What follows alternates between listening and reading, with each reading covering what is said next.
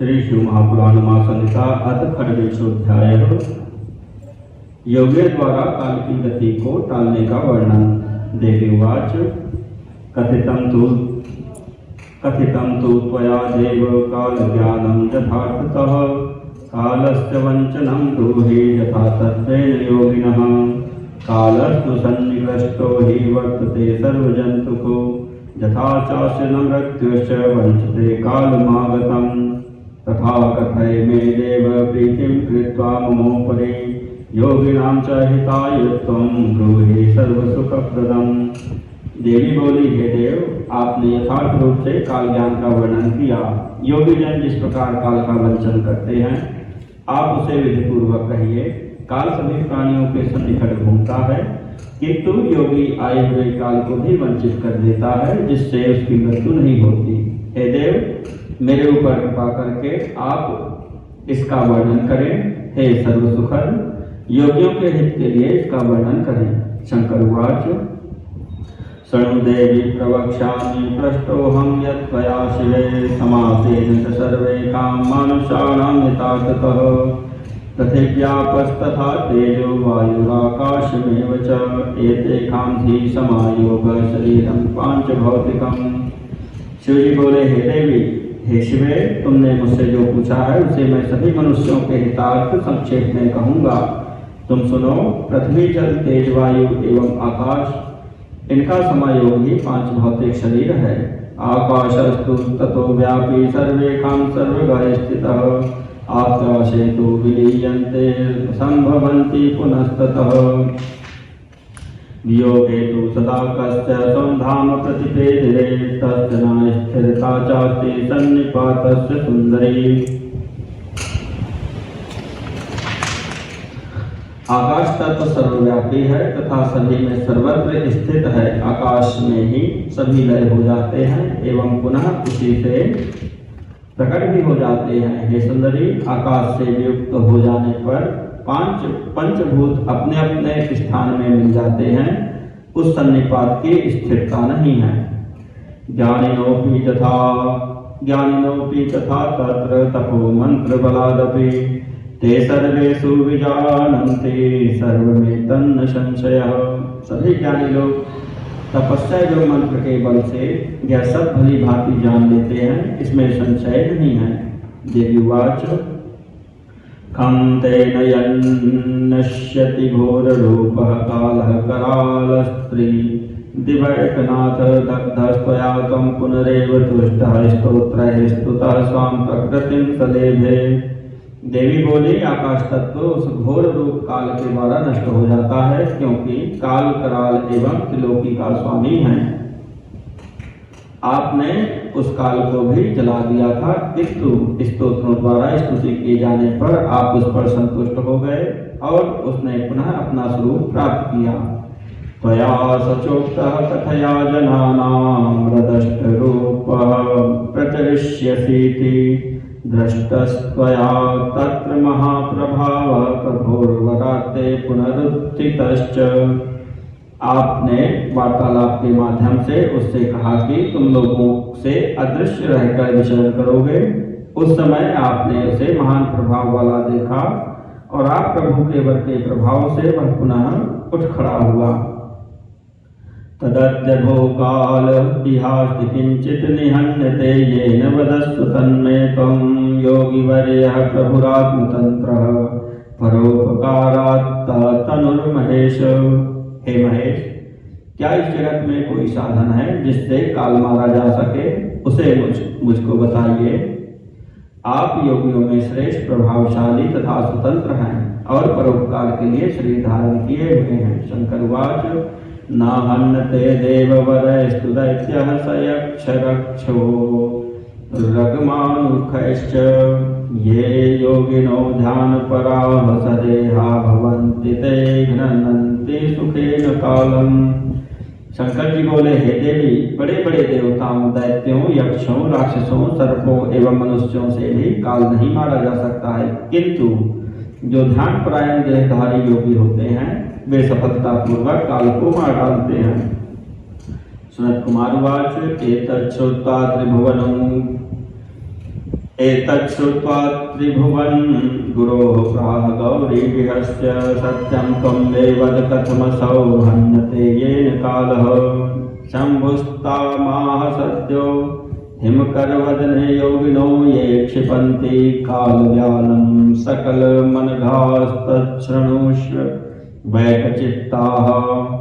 सनत कुमार बोले, तीनों लोकों के गुरु शिव की बात सुनकर पार्वती ने हंसकर कहा, आप मुझे सच सच बताइए कि योगी किस प्रकार इस काल को अपने वश में कर लेते हैं। तब शिव जी ने उनसे कहा, हे चंद्रमुखी, निष्पाप तथा एकाग्रचित्त जो योगी जन हैं, वे जिस प्रकार निमेषादि कालों वाले कालरूपी सर्प को शीघ्र ही नष्ट कर देते हैं, उसे तुम सुनो। शंकर उवाच, पंचभूतात्मको देह सदा युक्तस्तु तद्गुणैः उत्पाद्यते वरारोहे तद्विलीनो हि पार्थिवः। शंकर जी बोले, हे वरारोहे, यह पंचभूतात्मक शरीर सदा उनके रूप रसादि गुणों से युक्त होकर उत्पन्न होता है और पुनः यह पार्थिव शरीर उन्हीं में विलीन भी हो जाता है। आकाशात् जायते वायुर्वायोस्तेजश्च जायते तेजसो विनिर्दिष्टं तस्मात् पृथिवी भवेत्। पृथिव्यादीनि भूतानि गच्छन्ति क्रमशः परं धरा पंचगुणा प्रोक्ता या पश्चैव चतुर्गुणाः त्रिगुणं च तथा तेजो वायुर्विगुण एव च शब्दैकगुणमाकाशं पृथिव्यादिषु कीर्तितम्। आकाश से वायु उत्पन्न होता है, वायु से तेज उत्पन्न होता है, तेज से जल उत्पन्न होता है और जल से पृथ्वी उत्पन्न होती है। ये क्रमशः पृथ्वी आदि पंचभूत एक दूसरे में पूर्व के क्रम से विलीन होते हैं। पृथ्वी 5 गुणों वाली कही गई है, जल 4 गुणों वाला, तेज 3 गुणों वाला तथा वायु 2 गुणों वाला तथा वायु 2 गुणों वाला है। इन पृथ्वी आदि में आकाश तत्व एकमात्र शब्द गुण वाला कहा गया है। शब्द स्पर्श रूपम च रसो गंधश्च पंचमः विजहाति गुणं स्वं स्वं तदा भूतं विपद्यते यदा गुणं विग्रहणाति तादृभूतं तदुच्यते एवं जानीहि देवेशि पंचभूतानि तत्त्वतः। जब पंच महाभूत शब्द स्पर्श रूप रस और 5वां गंध अपने अपने इन गुणों का, जब पंच महाभूत शब्द स्पर्श रूप रस और 5वां गंध अपने अपने इन गुणों को त्याग देते हैं तो प्राणी की मृत्यु हो जाती है और जब अपने अपने गुणों को ग्रहण करते हैं तब उसी को जीव का प्रकट होना कहा जाता है। हे देवेशी, इस प्रकार 5 भूतों को ठीक ठीक जानो। तस्माद्धि योगिनां नित्यं स्वस्वकालेंश जागुणाः चिन्तनीयाः प्रयत्नेन देवी काल जिगीषुणा। अतः हे देवेशी, काल को जीतने की इच्छा वाले योगी को यत्न पूर्वक अपने अपने काल में उसके अंशभूत हुए गुणों पर विचार करना चाहिए। उवाच, कथं जे जीयते कालो योगिभिर्योगवित् प्रभो ध्यानेन चाथ मंत्रेण तत्सर्वं कथयस्व मे। पार्वती जी बोली, हे योगवेत्ता प्रभो, योगी लोग ध्यान से अथवा मंत्र से किस प्रकार काल को जीतते हैं वह सब मुझसे कहिए। शंकर उवाच, शृणु देवी प्रवक्ष्यामि योगिनां हितकामया परज्ञान प्रकथनम्। न देयं यस्य कस्यचित् श्रद्धानाय दातव्यं भक्तियुक्ताय धीमते अनास्तिकाय शुद्धाय धर्मनित्याय भामिनी। शंकर जी बोले, हे देवी सुनो, मैं योगियों के हित के लिए इसे कहूँगा। जिस किसी को इस उत्कृष्ट ज्ञान का उपदेश प्रदान नहीं करना चाहिए। हे भामिनी, इसका उपदेश श्रद्धालु भक्त बुद्धिमान आस्तिक पवित्र तथा धर्मपरायण व्यक्ति को ही करना चाहिए। सोश्वासेन सुशय्यायां योगं युञ्जीत योगवित् दीपं विनांधकारे तु प्रजाः सुप्तेषु धारयेत्। योगी को चाहिए कि उत्तम आसन पर विराजमान हो, प्राणायाम के द्वारा योग का अभ्यास करे। विशेषकर सब लोगों के सो जाने पर बिना दीपक के अंधकार में ही योगाभ्यास करना चाहिए। पर्जन्यापिहितौ कर्णौ पीडयित्वा मुहूर्तकं तस्मात् संश्रूयते शब्दस्तुधन्वहनी समुद्भवः। एक मुहूर्त तक तर्जनी उंगली से दोनों कान दबाकर रखे। ऐसा करने से कुछ देर बाद अग्नि प्रेरित शब्द सुनाई पड़ने लगता है। संध्या तो भुक्तमेवं हि चावसन्नं क्षणादपि सर्वरोगान्निहत्याशु ज्वरोपद्रवकान् बहून्। इससे संध्या के बाद खाया हुआ अन्न क्षण भर में पच जाता है और वह ज्वर आदि समस्त रोग उपद्रवों को शीघ्र नष्ट कर देता है।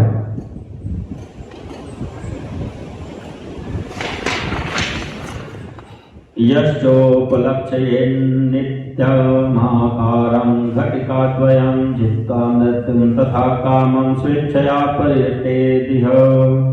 सर्वज्ञः सर्वदशीं च सर्वसिद्धिं वाप्नुयात्। यथा नदति खेतो हि प्रावडद्भिः सुसंयुतः तं श्रुत्वामुच्यते योगी सद्य संसार बंधनात्। तथा स योगिभिर्नित्यं सूक्ष्मातर सूक्ष्मतरो भवेत्। जो योगी नित्य दो घड़ी पर्यंत इस तरह के आकार का ध्यान करता है, वह काम तथा मृत्यु को जीतकर अपनी इच्छा से इस लोक में विचरण करता है और सर्वज्ञ तथा सर्वदर्शी होकर संपूर्ण सिद्धियों को प्राप्त कर लेता है। वर्षा काल में जिस प्रकार मेघ आकाश में शब्द करते हैं, उसी प्रकार का यह शब्द है। उसे सुनकर योगी शीघ्र ही संसार बंधन से मुक्त हो जाता है। इसके बाद वह योगियों द्वारा प्रतिदिन चिंतन किया जाता हुआ शब्द सूक्ष्म से भी सूक्ष्म हो जाता है। एकते कथितो देवी शब्द ब्रह्म विधिक्रमः फलालमिव ध्यानार्थे तजेद बंधं शेखतः। शब्द ब्रह्म त्रिदं प्राप्य ये केचिदन्यकाङ्क्षिणः घ्नन्ति ते मुष्टिनाकाशं कामयन्ते क्षुधां तृषाम्। हे देवी, इस प्रकार मैंने शब्द ब्रह्म के ध्यान की यह विधि तुमसे कह दी। जिस प्रकार धान को चाहने वाला पुआला का त्याग कर देता है, वैसे योगी को संसारिक बंधन का पूर्ण रूपी त्याग कर देना चाहिए। इस शब्द ब्रह्म को प्राप्त कर जो कोई भी लोग अन्य पदार्थों की इच्छा रखते हैं, वे मानो अपनी मुट्ठी से आकाश का भेदन करना चाहते हैं और इस अमृतोपम योग को पा करके भी भूख प्यास की अपेक्षा रखते हैं। ज्ञात्वा परमिदं ब्रह्म सुहृदं मुक्ति कारणं आपाह्यं अक्षरं चैव सर्वोपाधि विवर्जितम्। मोहिता कालपाशेन मृत्युपाशवसंगताः शब्द ब्रह्म न जानन्ति पापिनस्ते कुबुद्धयः। तावत् भ्रमन्ति संसारे यावत् धाम न विन्दते विदते तु परे तत्त्वे मुच्यते जन्म बंधनात्। शब्द ब्रह्म नाम से कहे गए परम सुख देने वाले मुक्ति के कारण स्वरूप अंतःकरण में स्थित अविनाशी तथा सभी उपाधियों से रहित इस पर ब्रह्म को जानकर मनुष्य मुक्त हो जाते हैं। जो इस शब्द ब्रह्म को नहीं जानते, वे काल के पास से मोहित होकर मृत्यु के वश में होते हैं एवं वे पापी तथा कुबुद्धि हैं। वे संसार चक्र में तभी तक भटकते रहते हैं जब तक उन्हें धाम सबका आश्रय प्राप्त नहीं हो जाता। परम तत्व के ज्ञात हो जाने पर मनुष्य जन्म मृत्यु रूपी बंधन से छूट जाते हैं। निद्रालस्यं महाविघ्नं जित्वा शत्रुं प्रयत्नतः सुखासने स्थितो नित्यं शब्द ब्रह्माभ्यसन्निति। शतवृद्धः पुमान् लब्ध्वा यावदायुः समभ्यसेत मृत्युञ्जयं वपुस्तंभ आरोग्यम वीरवर्धनम। योगी को चाहिए कि वह निद्रा आलस्य रूपी महाविघ्नकारी शत्रु को यत्न पूर्वक जीतकर सुखद आसन पर बैठ करके नित्य प्रति शब्द ब्रह्म का अभ्यास करे। 100 वर्ष की आयु वाला वृद्ध मनुष्य से प्राप्त करके जीवन पर्यंत इसका अभ्यास करे तो उसे आरोग्य लाभ होता है, उसकी वीर वृद्धि होती है और वह मृत्यु को जीतकर अपने शरीर को स्थिर रखता है। प्रत्ययो दृश्यते वृद्धे किं पुनस्तरुणे जने न चोङ्कारो न मंत्रो न चाक्षरम् अनाहत मनुच्चार आचार्यं शब्द ब्रह्म शिवं परम ध्यायन्ते देवी सततं सुधयो यत्नतः प्रिय। इस प्रकार का विश्वास जब वृद्ध में देखा जाता है तब युवक जन में इसकी बात ही क्या। यह शब्द ब्रह्म न ओंकार है, न मंत्र है, न बीज है तथा न अक्षर ही है। हे देवी, यह शब्द ब्रह्म अनाहत तथा उच्चारण से रहित होता है और यह परम कल्याणकारी है। हे प्रिय, उत्तम बुद्धि वाले यत्न पूर्वक निरंतर इसका ध्यान करते हैं। तस्मात् शब्दानव प्रोक्ताः प्राणविद्धिस्तु लक्षिताः तान् प्रवक्ष्यामि यत्नेन नाद सिद्धिं मनुक्रमात्।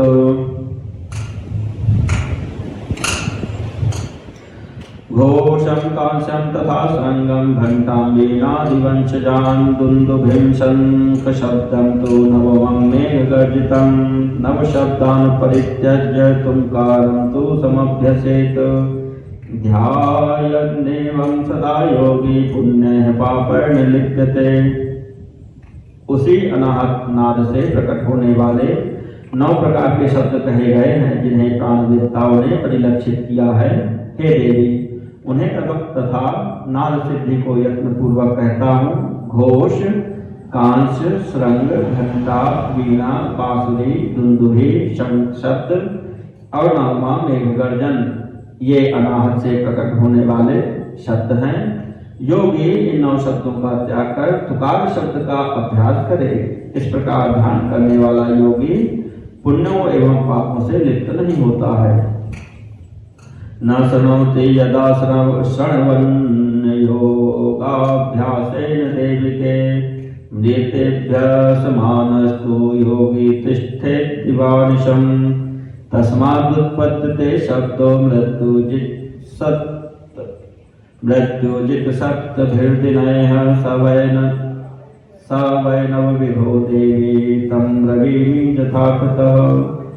हे देवी, जब योगाभ्यास से युक्त योगी सुनने का यत्न करते हुए भी नहीं सुन पाए तो भी मृत्यु के समीप आने पर भी योगी रात दिन इसी प्रकार का अभ्यास करता रहे, तब उससे 7 दिनों में मृत्यु को जीतने वाले शब्द उत्पन्न होते हैं। तब उससे 7 दिनों में मृत्यु को जीतने वाला शब्द उत्पन्न होता है। हे देवी, वह 9 प्रकार का होता है, मैं यथार्थ रूप से उसका वर्णन करता हूँ। प्रथमं नदते घोषमात्मशुद्धिकरं परं सर्वव्याधिहरं नादं वश्याकर्षणमुत्तमम्। पहला घोषात्मक नाद होता है, वह आत्मा को शुद्ध करने वाला, श्रेष्ठ, सभी प्रकार की व्याधियों को दूर करने वाला, मन को वशीभूत कर अपने प्रति आकृष्ट करने वाला तथा उत्तम होता है। द्वितीयं नदते कांस्यं स्तम्भयेत् प्राणिनां गतिं विषमभूतग्रहान् सर्वान् बन्धनीयान्नात्र संशयः। तृतीयं नदते श्रृंगं विचारी नियोजयेत् बद्विदुच्चाटने शस्त्रोर्मारणे च प्रयोजयेत्।